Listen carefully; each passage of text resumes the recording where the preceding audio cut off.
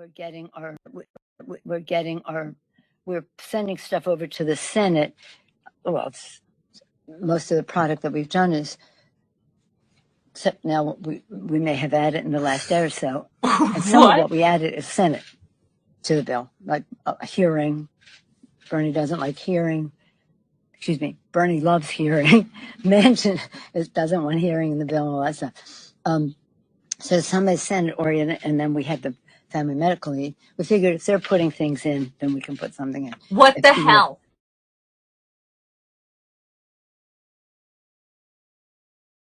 Manchin doesn't like it. So, so we are getting some bird and privilege. I think mostly we're getting privilege scrub, because privilege strike is deadly to a bill. Bird, it's important. You have to take it out, but privilege violation can take you out. So we're again getting that as we go along as well. But when we pass the bill, then they will see it in its aggregate and make some. Any concerns that any of this is quote messaging, because that they have to Oh my take God, some I'm of those horrified. things out regardless, no matter what you send over? You said you weren't going to send a messaging bill.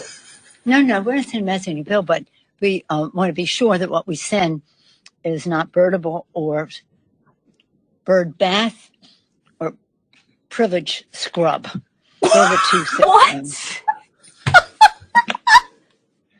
Exercises we're getting engaged, bathing exercises we're engaged in, and we're getting good responses. There's no bad answer. It is what it is. I want to start with something that Chris Smith touched on this program last night. The Joe Biden gaffes, the stumbles, the confusion, they just continue and they get worse. Seriously, his staff probably can't wait to get him home to bed in the White House. But before he does that, the president has to go face to face with Russian President Vladimir Putin, which is a big worry given what I'm about to show you. And believe me, most of the media just doesn't show you this stuff.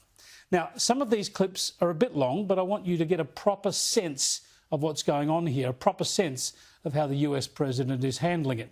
First up, top of the agenda between Joe Biden and Vladimir Putin ought to be Syria. But in the lead up, the US president seems to confuse that country with Libya.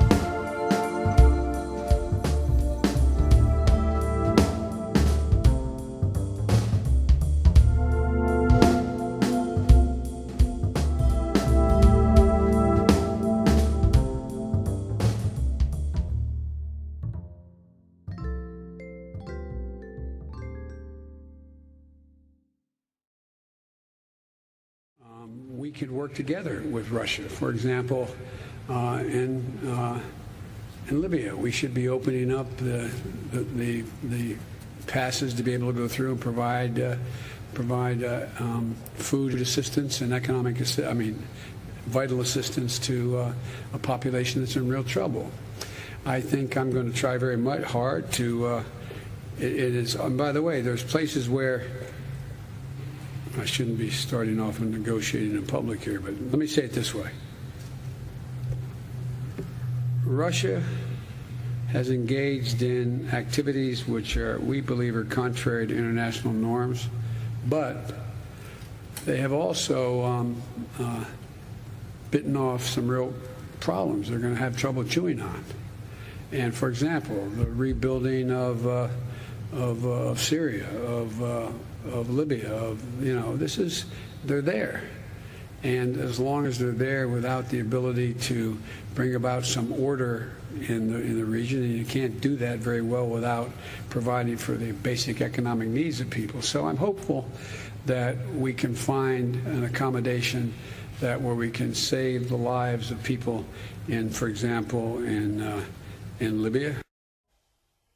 Libya or Syria? Does he know?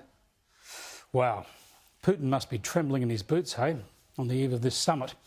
We seem to have gone from Russian collusion to Russian delusion, because just have a listen to how Joe Biden responds to this question about how he's described Vladimir Putin in the past.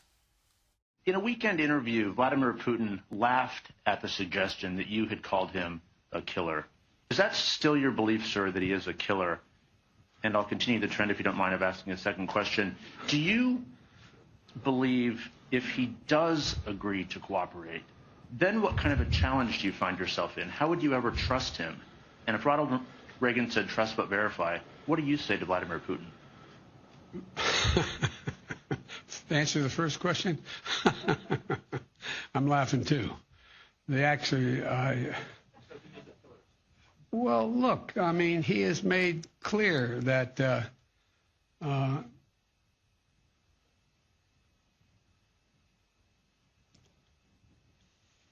answer is, I believe he has in the past essentially acknowledged that he was, there are certain things that he would do or did do. But look, when I was asked that question on air, I answered it honestly. But it's not much of a, I don't think it matters a whole lot in terms of this next meeting we're about to have. Whew, if you could just draw all that together, I guess he's saying, yeah, he is a killer, but that doesn't matter now. See, it's more than awkward, isn't it?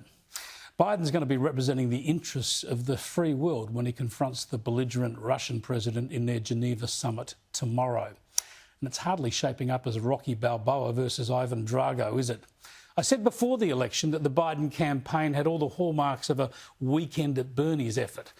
Now he leads the free world. Biden has the opposite problem to Donald Trump. Trump refused to stay on script and was too blunt for many people, especially in diplomacy. Biden can only work by reading a script. Once he wanders off on his own, no one knows where he's going to end up. It's a worry for the US, for you and me, but not for Putin.